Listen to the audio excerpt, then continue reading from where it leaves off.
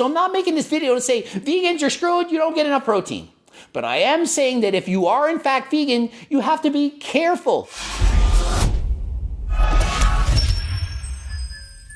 Coach Greg, and today we're talking about protein, and more specifically, are all proteins created equal? They're not.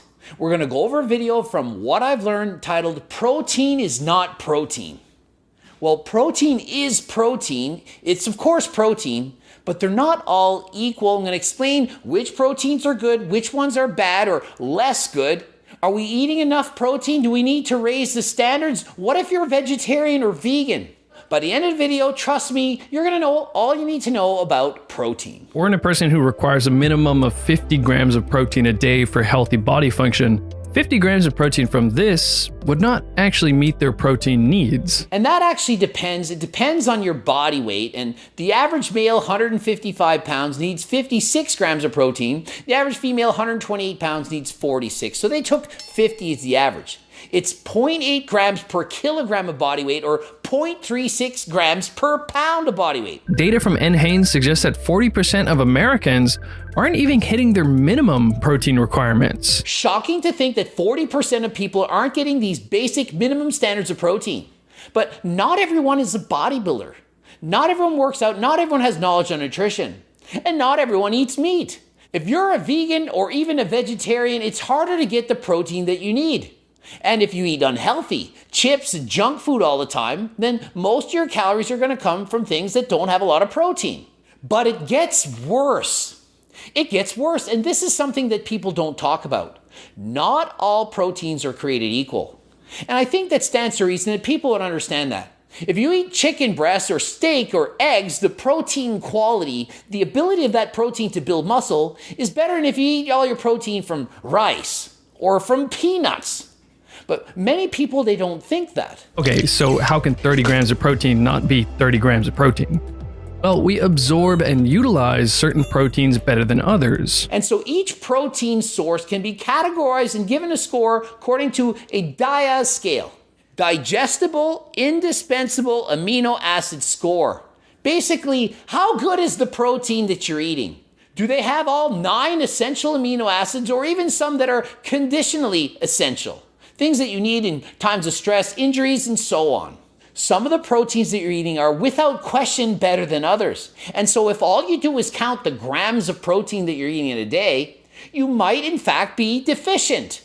2 people eat the same amount of grams of protein per day, but one eats all vegan, the other eats all meat. The person who eats all meat is going to get more overall protein out of the protein they're eating than the one that's vegan. However, many plant proteins, for example, rice, lentils, peanuts, almonds, and wheat, are all considered poor quality proteins. And I think that goes without saying. I think most people would have said that bread protein, rice protein, it's not going to be as good as protein from steak and eggs. But I do think that people would be surprised to know that peanuts or peanut butter protein, not really that great of a quality. Yes, it can give you the grams towards your minimum total, but those protein grams are not as good as others. In developed countries, we simply eat a bunch of protein in total, so this is less of an issue. But research suggests that protein quality may still matter. And so if the quality of your proteins is not good enough, what can you do about it? Well, for starters, eat more of it and more variety. The more different sources of protein you get, the better. If it's lacking in one amino acid here, you might have a lot of it there. So all that's really important is that you get your protein from a variety of sources. If all you do is get the same protein from the same source every single day, how do you know you're getting the quality protein that you need? You don't. In a study looking at height of men in 105 countries, they found that in developing countries, the height of men correlated with protein quantity. And so here's the problem with studies like this. Correlation doesn't mean causation. So they have a study and it shows that people that don't eat a lot of protein, they're shorter. They're not growing as well. But is it the fact that they're not eating enough protein or that they're not getting enough calories? Let's be honest and really think critically here. Think with me. If you have a group of people and they're only eating 20 grams of protein a day, do you think they're getting enough calories in their diet? The less protein you eat, most likely the less calories you're going to eat. So if you're on a starvation diet or you're struggling to get food, you're in a poor developing country, you only eat once every other day, chances are you're going to have not much protein, but also not enough calories. If you're ultra low in protein, you're probably going to be lower in fat and carbs as well. And so is it the fact that they're eating under 50 grams of protein a day that's causing the stunting of growth? Or is it the fact that they're not getting enough calories? We don't know. But that's why when you read a study, you really need to think critically, to think outside the box. Think, what did they miss? What else could it be? They might be right, but they also might be wrong. Found that children not eating meat, a high quality protein, were 3 centimeters shorter and had weaker bones. Again, the vegans were shorter. Is it because they're vegans? Or is it perhaps just that people who eat no meat just tend to be shorter? Perhaps tall people, bigger people, they end up being better at sports, playing basketball, football, and so on. And in those sports, the coaches say, eat a lot of protein. And they're tall. Are they tall because they ate a lot of protein, or are they tall because of their genetics? Other people, perhaps vegans, maybe vegans don't like sports as much. Maybe they're smaller in stature. So are they smaller because they don't eat enough protein because they're vegan? Or are they just shorter because genetics? The people who happen to be shorter, they just don't eat as much. They don't eat as much protein. Protein quality comes down to amino acids. We don't just need protein, we need all the 9 essential amino acids that protein source provides, and they each have important functions. It's funny because I'm so old that when I studied amino acids, there were only 8 essential amino acids. There's more now. We had things called conditionally essential, that in times of stretch, injury, repair, damaged muscles, then you need more protein, certain amino acids. And why aren't all amino acids essential? There's over 20 of them. Why don't we need all of them? Well, from the essential ones, you can make all of them. The 9 essential amino acids, it's kind of like the 3 primary colors, red, yellow, and blue. You can make all the other colors when you're painting by mixing those colors together in certain ratios, proportions. Same can be done with the 9 essential amino acids. You can make the other amino acids from those. So when choosing your amino acids, you need to ensure that you get all 9 essential amino acids in enough of a quantity in order to make the others. Does that make sense? And so if you're vegan and you're avoiding animal products, it's obviously going to be a lot harder to get the essential amino acids that you need. You need to be more educated, have more variety, and probably eat a lot more protein than the minimum requirement that they're suggesting. So it is a strong argument to suggest that not all proteins are created equally. If you're vegetarian, especially vegan, you really do need to be conscious. The minimum amount of protein may not be enough protein. The minimum amount of protein, 50 grams on average, probably not going to be enough. But we as bodybuilders, to build muscle, what do we say? We say 0.8 to 1 gram of protein per pound of body weight. And perhaps in special cases, up to 1.2. If you're dieting or abusing PEDs, you might need even more. And what does that do? It ensures that you're getting enough protein. If you're getting in 1 gram of protein per pound of body weight, if it's from a variety of vegan sources, it's still going to be enough. So I'm not making this video to say, vegans, you're screwed, you don't get enough protein.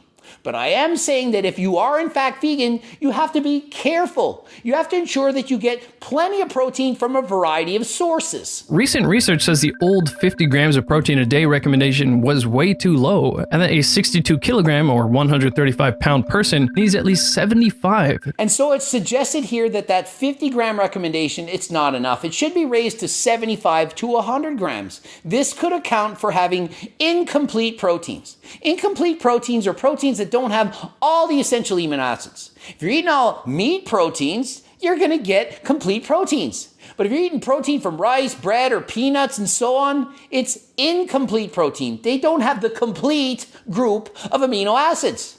Does that make sense? You get that? Complete, incomplete, the complete amount of the amino acids that you need to build everything?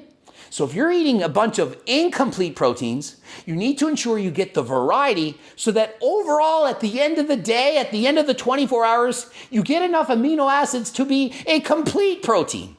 It must contain those 9 essential amino acids in enough quantity to produce the rest.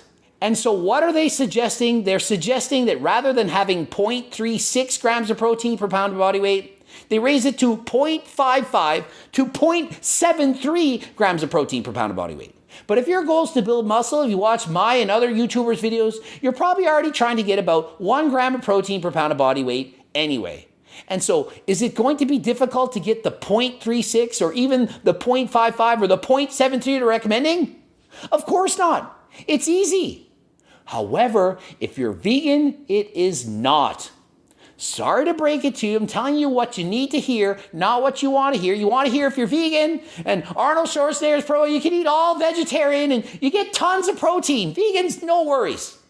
Based on the DIAS score and the fact that not all proteins are created equal, that you need the 9 essential amino acids, you can clearly see that you need to be careful, cautious. You need to watch what you're eating, ensure you get protein from a variety of foods, especially if you don't consume meats. So yeah, technically you get the same grams of crude protein from a peanut butter sandwich, a cup of lentils, a 3-ounce steak, or 3 eggs. And I really think that people know this. Just because you're getting the same amount of protein from a peanut butter and jam sandwich and lentils as you are from beef and eggs, doesn't mean you're going to have the same amount of muscle building potential. Just like cardio. Just because you're both doing 1 hour of cardio doesn't mean you're going to get the same benefits or burn the same calories from it.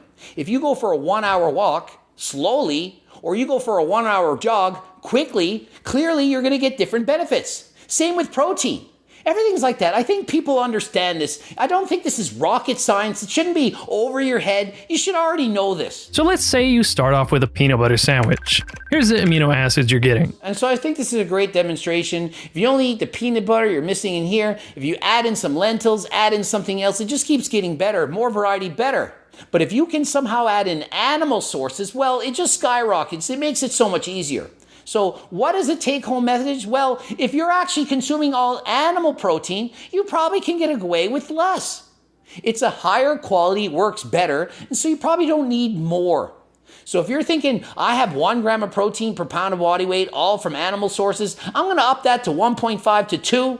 Why? It's not going to benefit you in that sense. It's not going to build more muscle. I understand maybe it makes you more satiated, but it's not going to build more muscle. But on the opposite side, if you're a vegan, you got to be careful. Be careful. You can get my meatless cookbook. Low calorie dense, high protein voluminous meals for people who are vegan, vegetarian. They don't eat meat. You see how important it is to get your protein? If you don't eat meat, you need more protein than ever. So those of you who are vegan, vegetarian, please ensure you get enough protein. Get my friggin' meatless cookbook. You can get enough protein from vegan sources of protein, but if you're using whole food vegan sources of protein, you are going to have to eat a ton of them. Exactly, Lane Norton. See, he knows what he's talking about.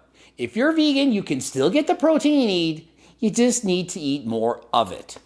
Hard to do when you're on a low-calorie diet. Hard to do when you're cutting or when you're in a calorie deficit. You're bulking, eating tons of food, easy. But if you're a vegan and you're on a diet, you especially need to be careful. So for you, get my friggin' meatless cookbook. So if you are in fact vegan, it's even more important that you eat your protein from a variety of sources and you eat plenty of it.